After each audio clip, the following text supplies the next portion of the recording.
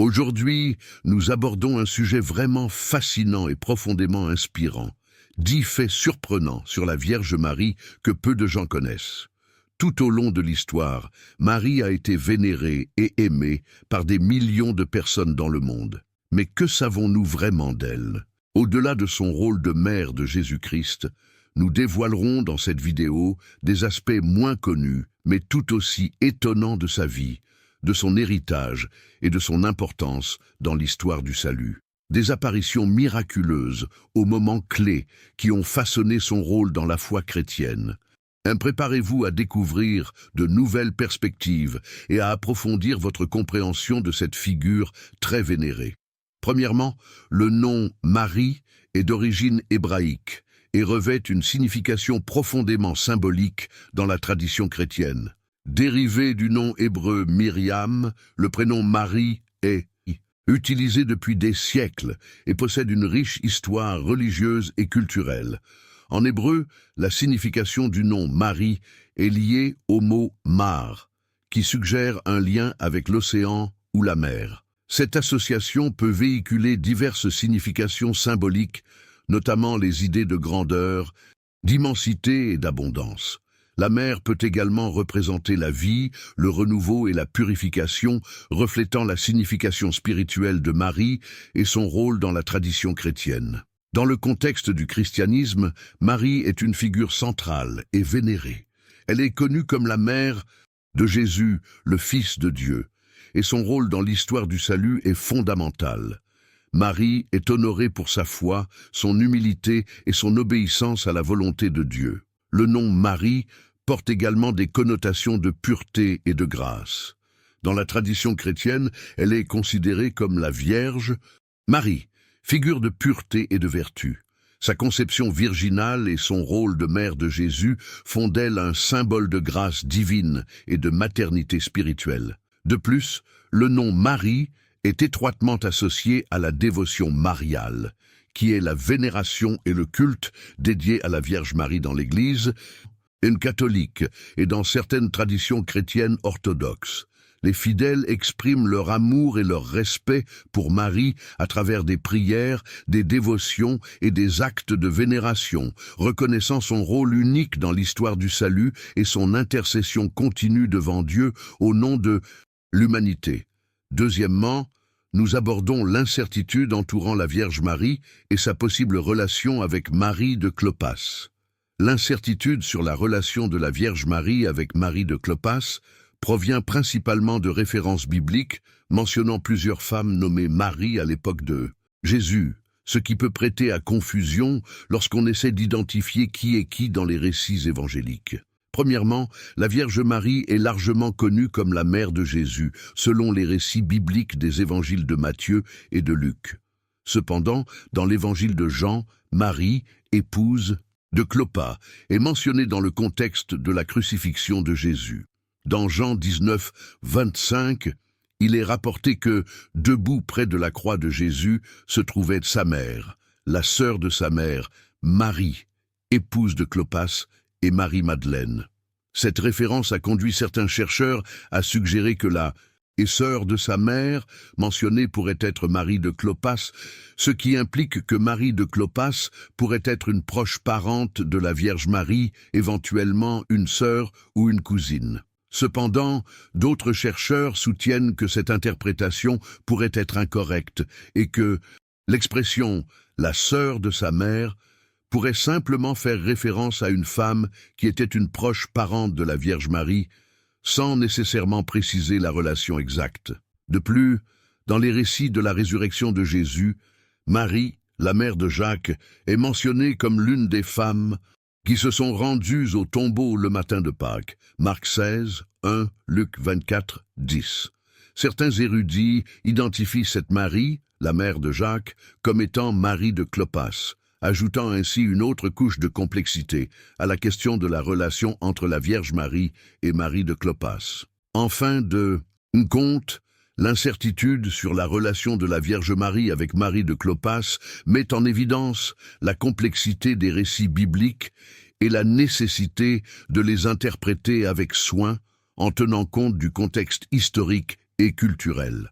Bien que les Écritures fournissent quelques indices sur les relations familiales de Jésus et de ses disciples, il reste encore des questions sans réponse et des débats en cours concernant certains détails, notamment le lien entre la Vierge Marie et Marie de Clopas. Troisièmement, le prix de la mariée pour épouser Marie fait référence à une ancienne coutume juive liée au mariage, spécifiquement mentionnée dans la Bible, dans le contexte de Joseph et Marie, les parents terrestres de Jésus-Christ. Cet événement est mentionné dans l'Évangile de Matthieu, chapitre 1, versets 18 à 25. Le prix de la mariée, connu en hébreu sous le nom de mohar, faisait partie intégrante du processus de mariage juif au temps biblique. Il s'agissait d'une somme d'argent ou de biens que le marié versait à la famille de la mariée en compensation de l'avoir prise pour épouse. Cette pratique n'était pas un achat de la part de la mariée, mais plutôt un geste d'honneur et de reconnaissance envers sa famille. Le paiement servait également de garantie que le marié s'engageait envers sa future épouse et serait responsable de son bien-être. Dans le récit biblique, Joseph, fiancé à Marie, découvre qu'elle est enceinte, mais il sait qu'il n'est pas le père de l'enfant qu'elle porte.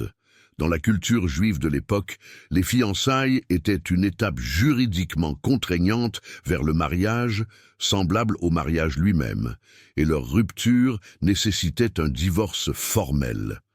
Lorsque Joseph a appris la grossesse de Mary, il a d'abord envisagé de divorcer discrètement pour éviter de l'exposer à la disgrâce publique. Cependant, un ange du Seigneur lui apparut en rêve, lui révélant la véritable nature de la grossesse de Marie, expliquant que l'enfant avait été conçu par le Saint-Esprit et qu'elle donnerait naissance à Jésus, le Sauveur du monde. L'ange a exhorté Joseph à ne pas craindre de prendre Marie pour épouse.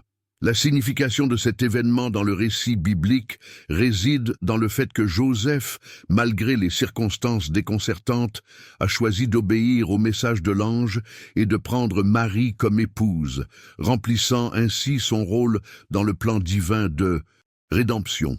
Quatrièmement, Marie et Joseph étaient les descendants de David. Marie et Joseph étaient tous deux des descendants de la maison et de la lignée de David, ce qui était crucial selon les Écritures hébraïques pour que le Messie provienne de la lignée royale de David.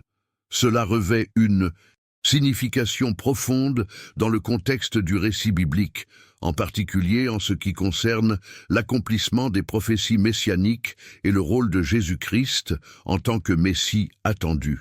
La descendance de Jésus de David est spécifiquement mentionnée dans les évangiles de Matthieu et de Luc. Matthieu rapporte la généalogie de Jésus depuis Abraham jusqu'à Joseph, le mari de Marie, en soulignant son rôle légal en tant que descendant légal de David par l'intermédiaire de Joseph.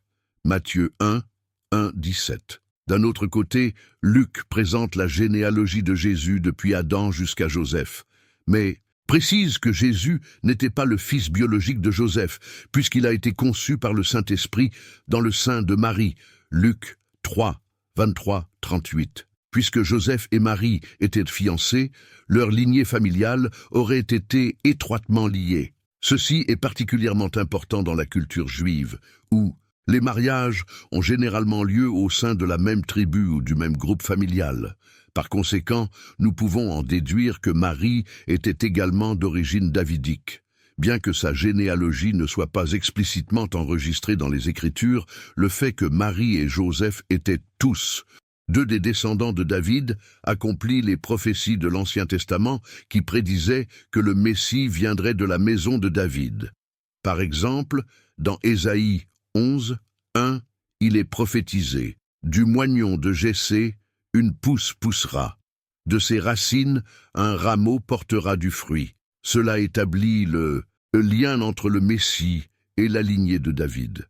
De même, Jérémie 23, 5 déclare « Les jours viennent, déclare l'Éternel, où je susciterai pour David un germe juste, un roi qui régnera avec sagesse et fera ce qui est juste et droit dans le pays. » L'accomplissement de ces prophéties dans la généalogie de Jésus confirme son identité messianique et son droit légitime au trône de David. Cette lignée royale établit non seulement la légitimité de Jésus en tant que roi promis, mais met également en évidence la fidélité de Dieu dans l'accomplissement de ses promesses à travers l'histoire et sa souveraineté dans le plan de rédemption pour l'humanité. Nous pouvons conclure que la descendance de Marie et Joseph, de la lignée de David, est un aspect fondamental de l'histoire du salut, car elle accomplit les prophéties de l'Ancien Testament et établit la légitimité de Jésus-Christ en tant que Messie promis et roi éternel. Ce lien royal renforce l'identité de Jésus en tant qu'accomplissement des espoirs et des promesses du peuple d'Israël, ainsi que son rôle de rédempteur et de sauveur du monde. Cinquièmement, Marie en tant que femme céleste dans l'Apocalypse. Dans le livre de l'Apocalypse, Marie est mentionnée indirectement à travers une figure symbolique connue sous le nom de femme céleste. Ce passage, trouvé dans Apocalypse 12, présente une vision apocalyptique qui inclut cette femme, décrite comme une figure céleste de grande importance dans le contexte du conflit et cosmique entre le bien et le mal, représenté par le dragon. Dans Apocalypse 12, 1 et 16, la vision représente une femme apparaissant dans le ciel, vêtue du soleil, avec la lune sous les pieds et une couronne de 12 étoiles sur la tête. Cette description symbolique établit des parallèles avec l'histoire de Joseph dans le livre de la Genèse, où il rêve du soleil, de la lune et de 11 étoiles s'inclinant devant lui, représentant sa famille. Dans le contexte de l'Apocalypse, la femme céleste est souvent interprétée comme une représentation symbolique de l'Église ou du peuple de Dieu dans son ensemble. Certains interprètes voient la femme céleste comme une personnification de l'Église, le corps des croyants rachetés par le Christ. Le vêtement solaire de la femme, la lune sous ses pieds et les 12 étoiles peuvent symboliser respectivement la gloire, la soumission au Christ et aux 12 tribus d'Israël. Cette interprétation met l'accent sur le rôle de l'Église dans l'histoire de la rédemption. D'autres interprètent la femme céleste comme une représentation symbolique d'Israël, le peuple élu de Dieu. L'image de la femme reflèterait les promesses faites à Israël dans l'Ancien Testament et son rôle dans l'histoire du salut.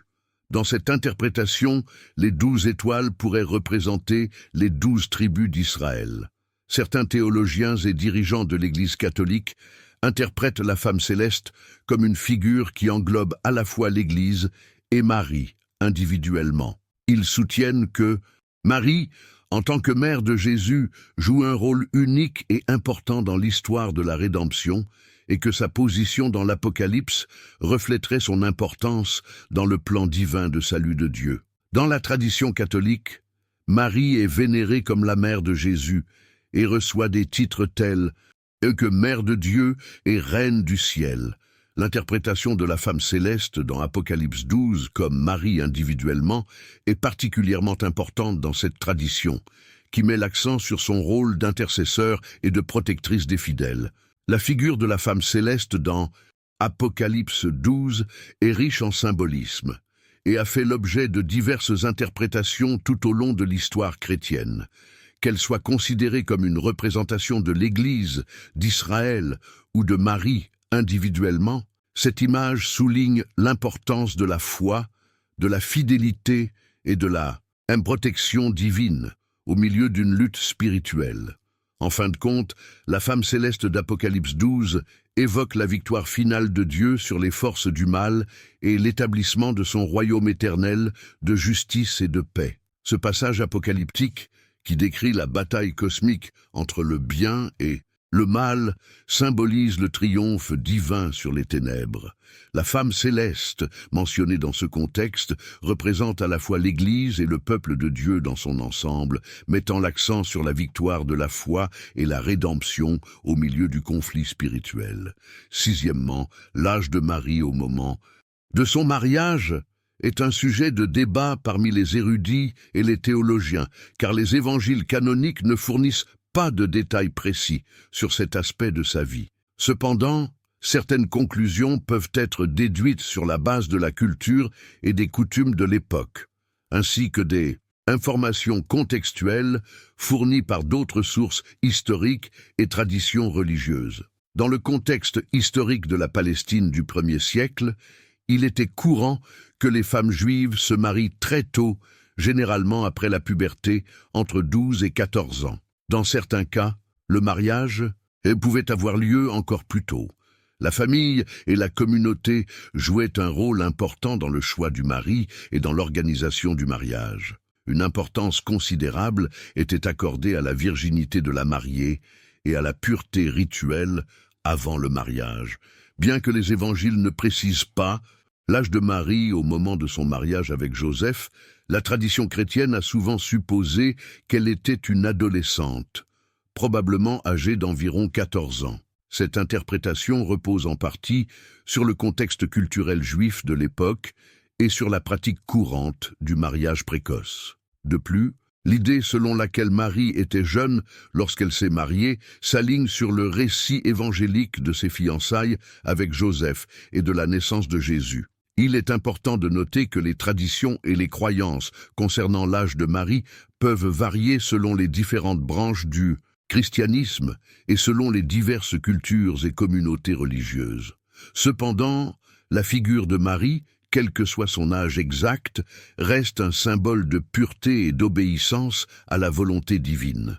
Septièmement, la dormition ou assomption de Marie, également connue sous le nom d'assomption de la Vierge Marie, est un sujet important dans la théologie et la tradition chrétienne, en particulier au sein de l'Église catholique, de l'Église orthodoxe et de certaines confessions protestantes. Cet événement fait référence à la croyance chrétienne selon laquelle la Vierge Marie, la mère de Jésus-Christ, a été enlevée au ciel, corps et âme, après sa mort. La croyance en l'Assomption de Marie trouve ses racines dans la tradition apostolique et dans des écrits apocryphes tels que le Transitus Maria. La doctrine de l'Assomption de Marie au ciel a été officiellement proclamée comme dogme de foi par le pape Pie XII en 1950, déclarant que la Mère immaculée de Dieu, la toujours Vierge Marie, ayant achevé sa vie terrestre, a été assumée corps et âme dans gloire céleste. Dans l'Église catholique et dans de nombreuses églises orthodoxes,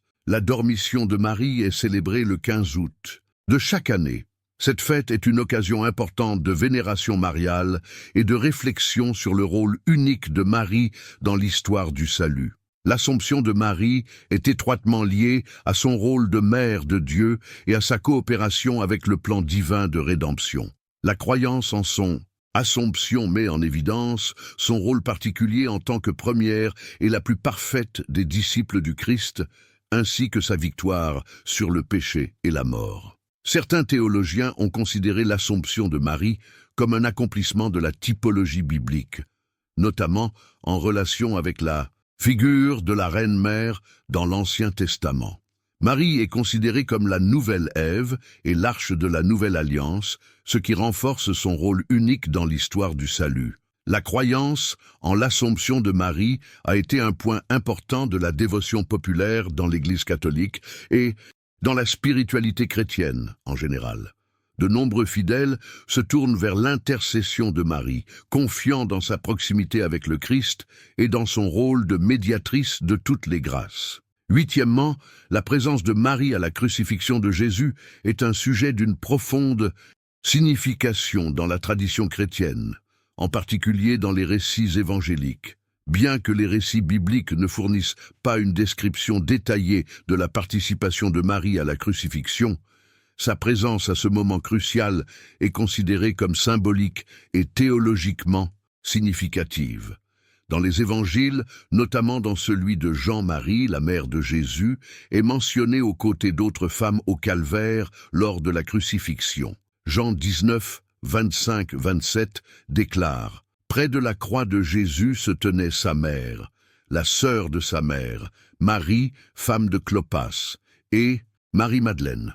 Lorsque Jésus vit là sa mère et le disciple qu'il aimait se tenait à proximité, il dit à elle « Femme, voici ton fils » et au disciple « Voici ta mère ». À partir de ce moment, ce disciple l'accueillit chez lui. Ce passage révèle que Marie était présente lors de la crucifixion de Jésus, démontrant son courage et sa loyauté alors qu'elle se tenait aux côtés de son fils pendant l'un des moments les plus douloureux et angoissants de sa vie. La présence de Mary sur les lieux met également en évidence sa profonde souffrance en tant que mère témoin de l'agonie et de la mort de son fils.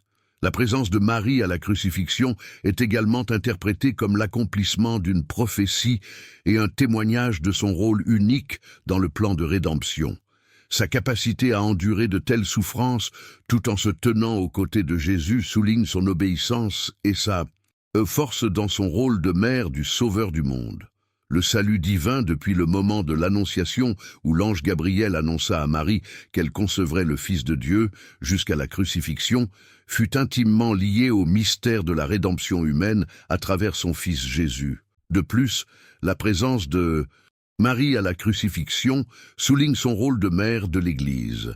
Lorsque Jésus confie à Jean les soins de Marie, comme si elle était sa propre mère, un lien spirituel s'établit entre Marie et tous les croyants représentés par Jean. Cet acte de Jésus met l'accent sur le soin maternel de Marie envers la communauté chrétienne et son intercession continue pour tous ses enfants spirituels. Sa présence à ce moment crucial rappelle aux chrétiens l'importance de son rôle dans l'histoire du salut et son intercession continue dans la vie de l'Église. Neuvièmement, la visite des mages et la fuite de Jésus. Joseph et Marie en Égypte. Selon le récit biblique, un groupe de sages venus d'Orient sont arrivés à Jérusalem pour s'enquérir du nouveau-né du roi des Juifs. Matthieu 2, 1-2. Ces hommes, connus sous le nom de mages, avaient vu une étoile spéciale dans le ciel, qu'ils interprétaient comme annonçant la naissance d'un grand roi. Leur arrivée à Jérusalem et leur recherche du nouveau-né provoquèrent un émoi parmi le roi Hérode et les habitants de la ville. Bien qu'ils ne soient pas juifs, les mages ont parcouru une distance considérable pour adorer l'enfant Jésus et lui offrir des cadeaux symboliques, de l'or, de l'encens et de la myrrhe. Cet acte d'adoration préfigure la reconnaissance universelle de la divinité de Jésus-Christ. L'arrivée des mages et leur recherche du roi des Juifs ont accompli les prophéties de l'Ancien Testament qui prédisaient que les nations viendraient adorer le Messie. Ésaïe 63, Psaume 72, 10.